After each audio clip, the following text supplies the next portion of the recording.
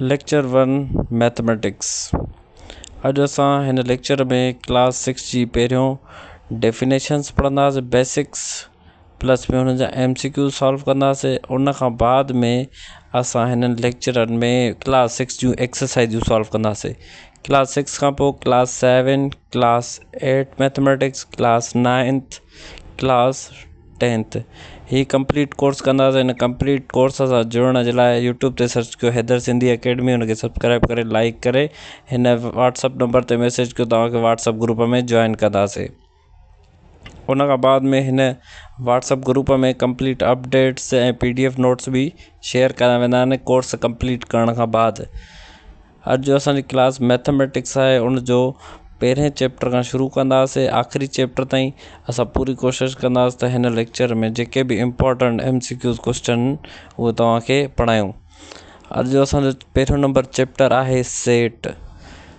Set जी definition आहे collection of defined या वेल defined and distinct objects. अहिड़ो कलेक्शन जंहिंमें जेके एलिमेंट्स आहिनि उहे डिफाइंड हुजनि ऐं मुख़्तलिफ़ हुजनि। डिफाइंड जो मतिलबु आहे सिधा ज़ाहिर थियनि, जीअं 1 आहे 2 आहे 3 आहे त इहे सिधा ज़ाहिर थियंदा त इहे डिफाइंड आहिनि। डिस्टिंक्ट मतिलबु मुख़्तलिफ़ हुजनि, अंदरि ॿ दफ़ा 1 न हूंदो। सुवाल नंबर 2 आहे कॉन्सेप्ट ऑफ सेट कंहिं ॾिनो? जॉर्ज कैंटोर इन 19th सेंचुरी। जॉर्ज कैंटोर हिकिड़ो मैथमेटिशियन हुयो, उन ॾिनो हुयो। हीअ जेका साइन आहे इहा छाजी साइन आहे? इहा साइन आहे बिलोंग्स टू। हीअ MCQ टेस्टनि में ईंदो आहे, this sign is of belongs to. उन सां गॾु हिकिड़ी ॿी साइन ईंदी आहे, इन ई साइन जे मथां हिकिड़ी लीक ॾेई छॾींदा आहिनि विच तां, त इन साइन खे चइबो आहे नॉट बिलोंग्स टू। जेके स्टूडेंट्स सखर IBA जी टेस्ट ॾेई आया आहिनि त उन्हनि खे ख़बर आहे त इहो क्वेश्चन उन में ईंदा आहिनि। सुवाल आहे असां वटि नेक्स्ट, टेबुलर फॉर्म जेको सेट हिकिड़ो हूंदो आहे टेबुलर फॉर्म, ॿियो हूंदो आहे डिस्क्रिप्टिव फॉर्म। हाणे टेबुलर फॉर्म कोई बि सेट लिखिणो हुजे त उहो असां हीअं लिखंदासीं, हिकु त ब्रैकेटनि में हूंदो, इन्हनि खे चइबो आहे करली ब्रैकेट्स, ऐं A जीअं हिते लिखियलु आहे A, E, I, O, U। इन डिज़ाइन खे चइबो आहे टेबुलर फॉर्म। ॿियो हूंदो आहे डिस्क्रिप्टिव फॉर्म। डिस्क्रिप्टिव छा हूंदो आहे? उनखे सेट खे लफ़्ज़नि में बयानु कबो आहे। जीअं मथे जेके एलिमेंट्स ॾिनल आहिनि, हिकु त सेट जे अंदरि जेको बि हुजे उन एलिमेंट कोठबो आहे, त उहे सेट ऑफ वाविल्स जा एलिमेंट्स आहिनि, त असां उनखे सेट ऑफ वाविल्स बि चई सघूं था। फाइनाइट सेट छाखे चइबो आहे? जंहिं सेट में लिमिटेड नंबर ऑफ एलिमेंट्स हुजनि, असां एलिमेंट्स जेके आहिनि ॻणे सघूं।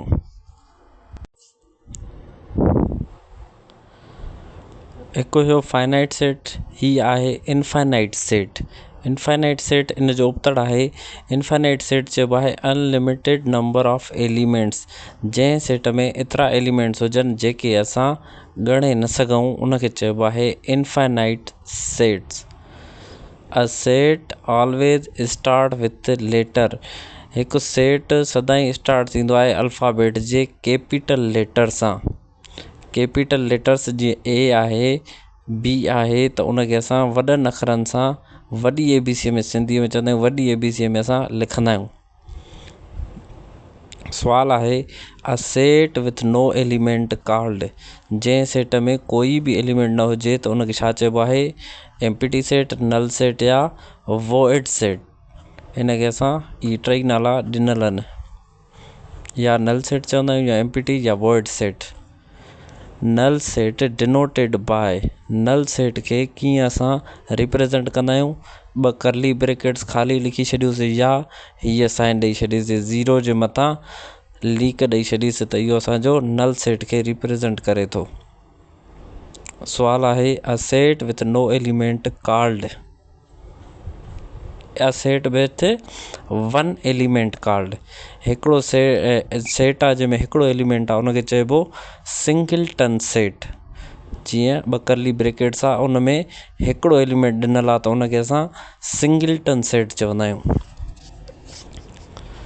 इक्विवेलेंट सेट हिकिड़ो हूंदो आहे इक्विवेलेंट सेट, ॿियो हूंदो आहे असांजो इक्वल सेट्स। हिन ॿिन्ही जूं डेफिनेशनियूं पाण सां करेस्पॉन्डिंग में इन गॾु पढ़ंदासीं। त इक्विवेलेंट सेट चइबो आहे जेकॾहिं ॿ सेट आहिनि ए ऐं बी, उन्हनि जा नंबर ऑफ एलिमेंट्स सेम आहिनि, मतिलबु हुन में बि 3 एलिमेंट आहिनि, हिन में बि 3 एलिमेंट आहिनि, त उनखे चवंदासीं असां इक्विवेलेंट सेट। ऐं जेकॾहिं उहे 3 एलिमेंट हुन जा ऐं हुन जा हिकु जहिड़ा हुजनि त उनखे असां चवंदासीं equal set. Number of element same हुजनि त इक्विवेलेंट ऐं एलिमेंट्स ई सेम हुजनि त equal set.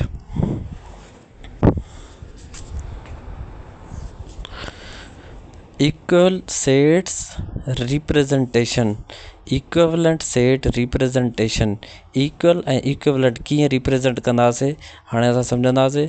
A is equal to B, अगरि इक्वल सेट्स आहिनि त उनखे असां शो कंदासीं A is equal to B जीअं लिखियलु आहे।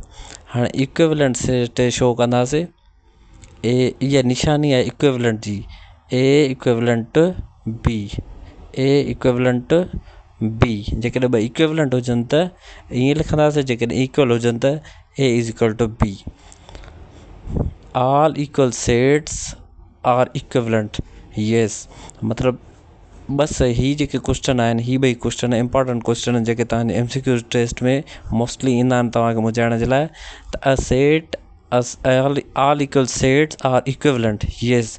मतिलबु जेके बि इक्वल सेट हूंदा आहिनि हिकु जहिड़ा हुन में बि हुजनि हुन में बि हुजनि त इहे इक्विवेलेंट पक्का हूंदा आहिनि। पर इक्विवेलेंट सेट कॾहिं बि इक्वल न हूंदा आहिनि। सपोज़ ए हिकिड़े में आहे ए बी सी, ॿिए में आहे 1 2 3, त हाणे इहे इक्विवेलेंट त आहिनि पर इक्वल त न आहिनि न, त इनखे चइबो आहे equivalent set are not always equal. सुवाल आहे, if A is equal to A comma B and B is equal to A comma B, then A is subset of B. जेकॾहिं ए जा एलिमेंट ए ऐं बी जा element आहिनि ए comma B comma C, त उनखे चइबो A is subset of B. Super set चइबो B खे, हिते बी खे असां चवंदासीं सुपर सेट ऐं ए खे चवंदासीं असां subset. Every set is a subset of its self, yes. हर सेट पंहिंजो ई सबसेट आहे।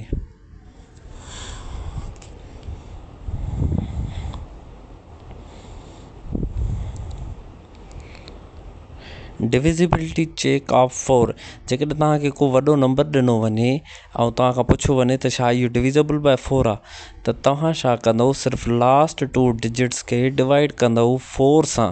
जेकॾहिं उहे डिवाइड थियनि था 4 सां त तव्हां सम्झींदव त इहो डिवाइड थींदो 4 सां। ऐं हाणे असां डिविजिबिलिटी चेक ऑफ 5, तव्हांखे को वॾो नंबर ॾिनो वञे, तव्हांखां पुछियो वञे त इहो डिविजिबल आहे 5 जे या न आहे, त तव्हां सिंपल उन जे लास्ट में ॾिसंदव त 0 या 5 आहे। जेकॾहिं आहे त उहो डिविजिबल आहे 5 जे।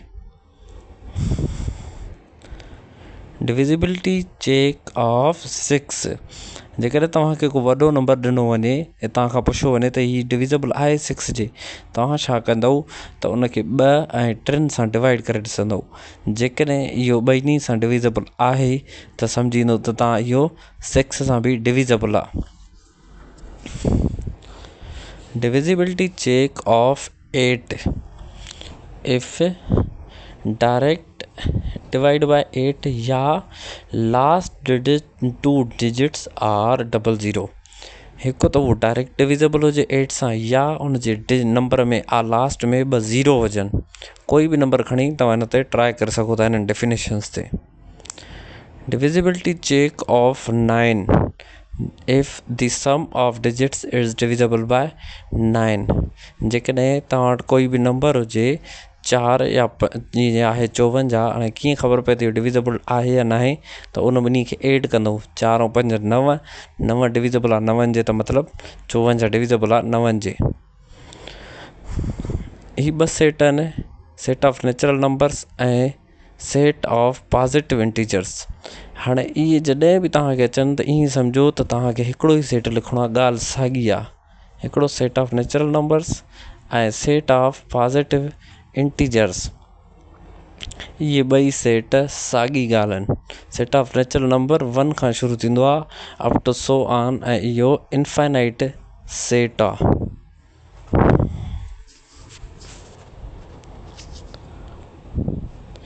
Integers numbers are also called, integers numbers खे असां छा चवंदा आहियूं? Integers number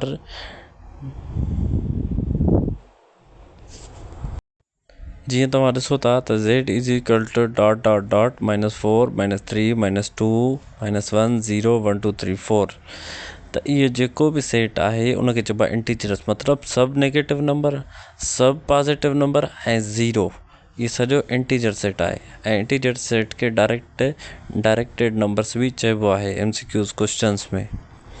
set of whole numbers simple जीअं सेट ऑफ नेचुरल नंबर हूंदो आहे, सिर्फ़ु उन में तव्हां ज़ीरो ऐड कयो। सेट ऑफ होल नंबर्स बि, इनखे बि असां इनफाइनाइट सेट चवंदा आहियूं, छो त हीअ बि ख़तमु न थींदो आहे। इनफाइनाइट जी साइन कहिड़ी हूंदी आहे उहो तव्हां कमेंट करे असांखे ॿुधाईंदव। इहो क्वेश्चन तव्हांजे लाइ आहे, कोशिशि कजो, पहिरियों पाण ट्राए कजो, पोइ गूगल ते तव्हां सर्च कजो। रेशो जी साइन कहिड़ी हूंदी आहे, ऐं सुवाल नंबर ॿियो आहे त रेशो साइन कहिड़ी साइन जे इक्वल हूंदी आहे। मतिलबु असां रेशो जी साइन ॾियूं या उहा साइन ॾियूं त कोई बि फ़र्क़ु न अचे।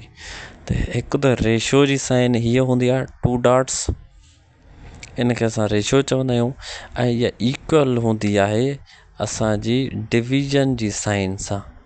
जेकॾहिं तव्हां इक्वल जी निशानी ॾियो 2:3 या उनखे लिखो 2/3, त इहो इक्वल आहे, इन में कोई बि एरर न ईंदो, इहो सेम आहे।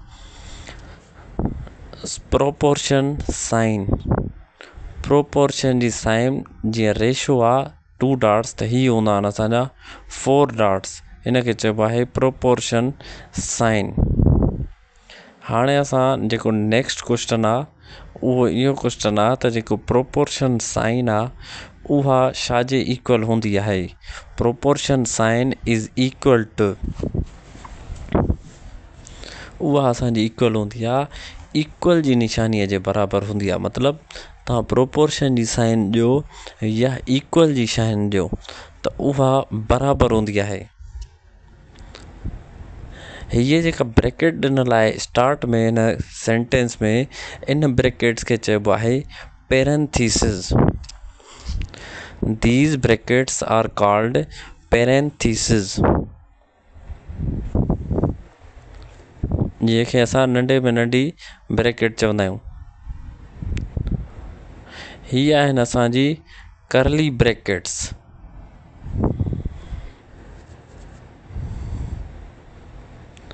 These are called curly brackets। हिन निशानीअ खे छा नालो ॾिनल आहे या हुनखे असां छा कोटींदा आहियूं? इनखे असां कोटींदा आहियूं square brackets. These brackets are called square brackets। A/B proportion C/D, then A and B called A and D called, हिते आहे B and C called, ॿ क्वेश्चन आहिनि त A and D called, A and D called extremes। सुवाल number ॿियो आहे B and C called means। हुननि जेके ॿाहिरियां जेके ॿ अंग आहिनि A ऐं D, उनखे असां कोठींदा आहियूं एक्सट्रीम्स, ऐं विच वारनि खे असां चवंदा आहियूं मीन्स। B/C या B ऐं C खे असां कोठींदा आहियूं means. What is profit? Profit जी डेफिनेशन छा आहे? जॾहिं बि तव्हां का शइ ख़रीद कंदा आहियो या सेल कंदा आहियो त जॾहिं कॉस्ट प्राइस हूंदी आहे जंहिंमें तव्हां ख़रीद कंदा आहियो ऐं जेका सेलिंग प्राइस हूंदी आहे उन में हूंदी आहे त selling price minus cost price हुजे त उनखे चइबो आहे प्रॉफिट। जंहिंमें तव्हां ख़रीद कयो आहे त उन खां वधीक में तव्हां खपायो आहे। एब्सोल्यूट वैल्यू छा खे चइबो आहे? एब्सोल्यूट वैल्यू जॾहिं ही ॿ लाइनियूं हुजनि उन जे विच में माइनस काई बि निशानी हुजे, कोई बि अंग हुजे त उहो प्लस में निकिरी ईंदो आहे ॿाहिरि। इन खे चइबो आहे एब्सोल्यूट वैल्यू। अंदरि प्लस में हुजे या माइनस हुजे त इन जो वैल्यू प्लस में ईंदो आहे। सुवाल आहे असां वटि हू रोट अलजबरा वल मुक़ाबला, फेमस किताबु आहे मैथमेटिक्स ते, त उहो लिखियो मोहम्मद अल ख़वारिज़मी।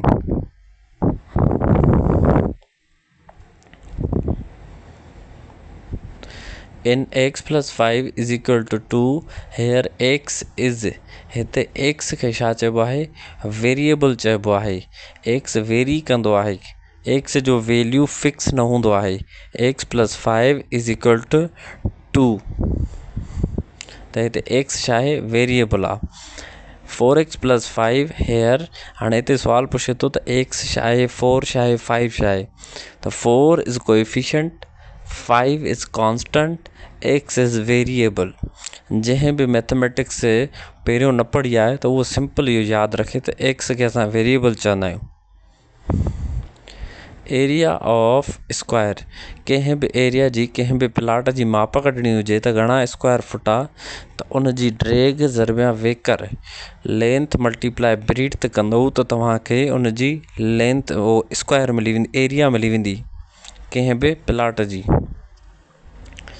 वाट इज़ पेरीमीटर, पेरीमीटर छा खे चइबो आहे? सिंपल तव्हांखे को वॾो बंगलो हुजे उन जे चौधारी जेको बॉर्डर ॾिनल हुजे उन जे मथां तव्हां सिक्योरिटी वारे तार हणाइणु चाहियो था त उन माप खे असां चवंदा आहियूं पेरीमीटर। त केतिरी माप लॻंदी त उन जो फार्मूलो आहे त 2 लेंथ प्लस 2 ब्रीथ, मतिलबु 2 लेंथ वारियूं भितियूं 2 ब्रीथ वारियूं भितियूं। Oldest branch of mathematics called geometry, ज्योमेट्रीअ खे ओल्डेस्ट ब्रांच ऑफ मैथमेटिक्स चवंदा आहिनि।